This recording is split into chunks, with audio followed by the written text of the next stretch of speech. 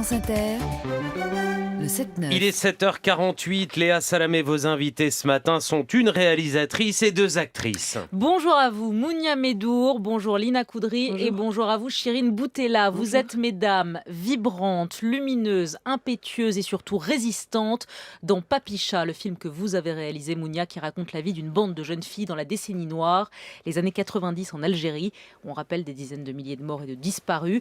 Comment ces jeunes filles vont tenter de continuer à vivre, à étudier, à danser, à fumer et surtout à organiser un défilé de mode malgré la menace islamiste. D'abord, Papicha, ça veut dire quoi ? D'abord, ça veut dire des jeunes filles coquettes, moi je dis en ce moment des petites meufs. Des petites meufs, Ouais. C'est ça Papicha. Et alors ce sont vos souvenirs à vous, Mounia Medour, vous aviez 20 ans dans les années 90, vous avez senti cela, comment la menace islamiste était chaque jour un peu plus forte. Ça commence avec des affiches collées qui font l'apologie du hijab, ensuite c'est des insultes dans le bus parce que vous n'êtes pas voilé, puis des profs qui sont menacés à la fac parce qu'ils font cours en français et pas en arabe. Vous avez voulu montrer cela, comment la contagion des esprits s'est faite progressivement ? Oui, tout à fait. Moi, j'ai effectivement vécu dans l'Algérie des années 90. J'étais étudiante donc dans une cité universitaire un peu similaire à celle qui était décrite dans le film.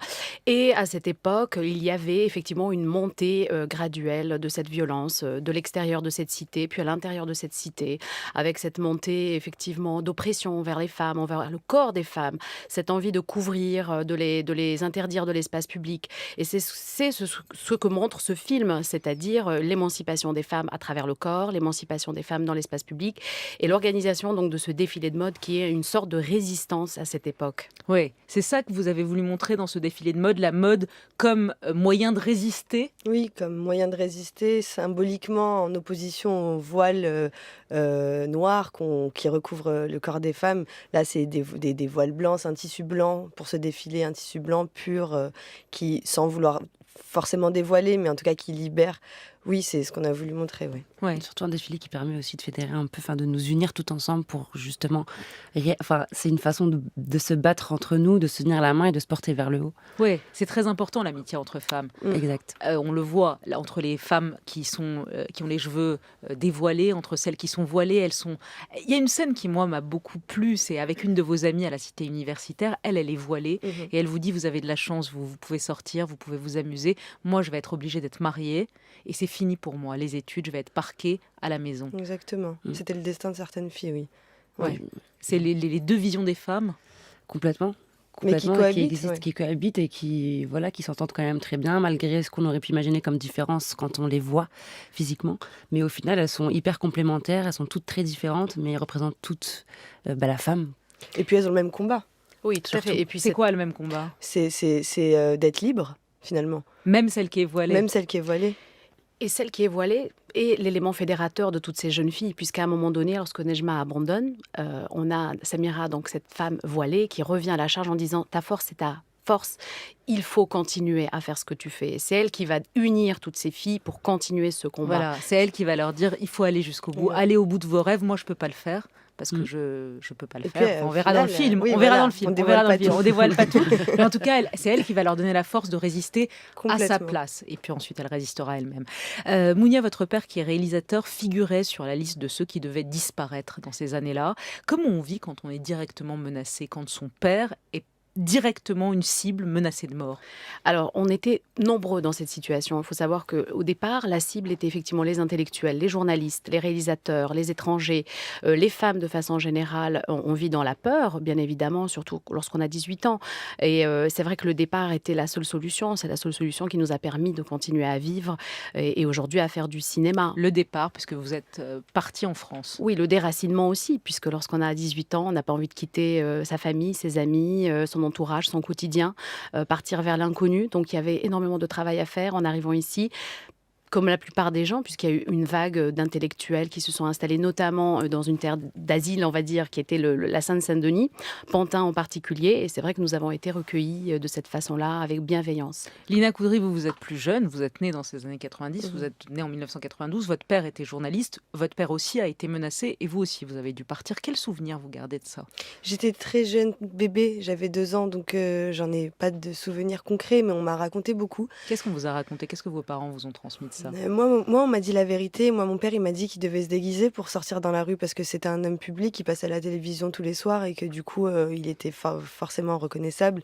On m'a dit qu'il fallait pas passer de coups de fil, fallait pas. Enfin, c'était très compliqué et que, au bout d'un moment, quand on perd tous ses proches, ses amis, ses collègues, il s'agit de partir et même si on a envie de résister, en 94, moi, ils ont décidé de partir. Ouais, c'est la vérité qu'on m'a racontée. Alors, leur vérité à eux. Contrairement à la jeune fille que vous jouez dans le film, qui, elle, son petit ami va lui dire « Viens, on part en France, Ouais. on va faire notre vie là-bas ». Et elle dit « Non, c'est mon pays, c'est ici, je reste ici et je résiste ici ».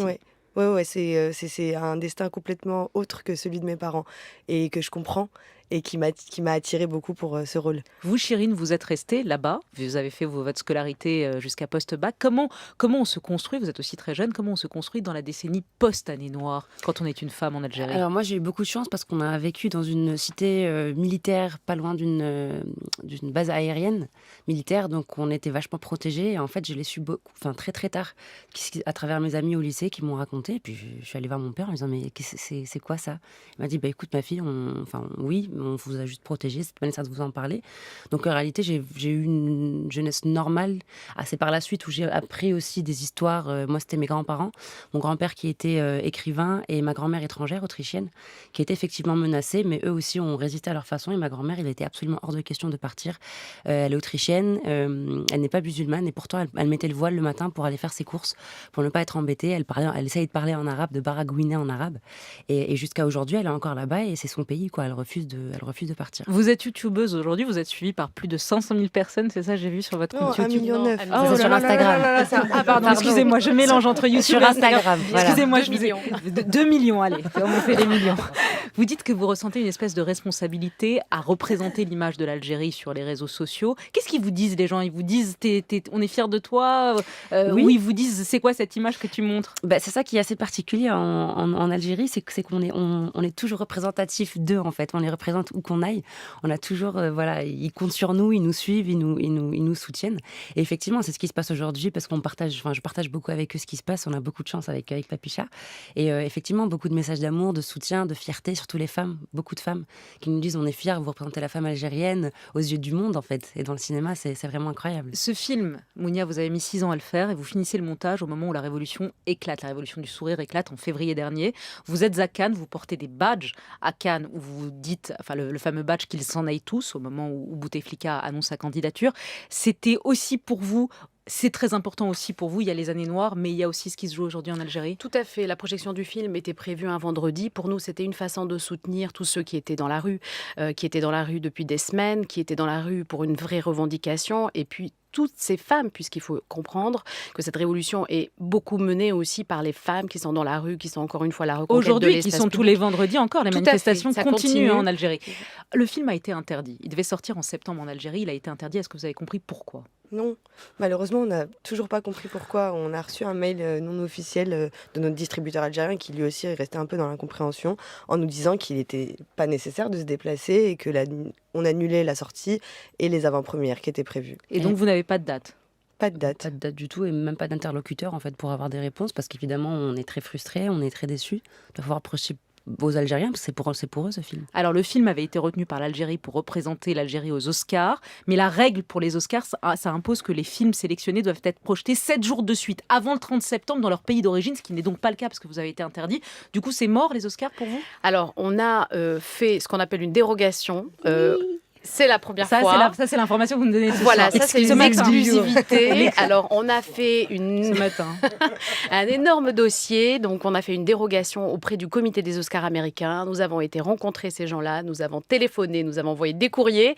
Et elle a été acceptée. Donc, nous sommes officiellement... Sur la liste des Oscars. Tout à fait. Pour représenter l'Algérie. Tout à fait. Tout à fait, l'Algérie. Ouais. Donc vous avez une dérogation exceptionnelle, on vous l'espère. Allez, que ce film aille loin. Papicha, film solaire, résistant sur la pulsion de vie de la jeunesse algérienne, à voir sur vos écrans partout en France et je l'espère un jour en Algérie. Merci à vous mesdames. Merci. Belle journée. Merci beaucoup. Merci Léa et à tout à l'heure 8h20.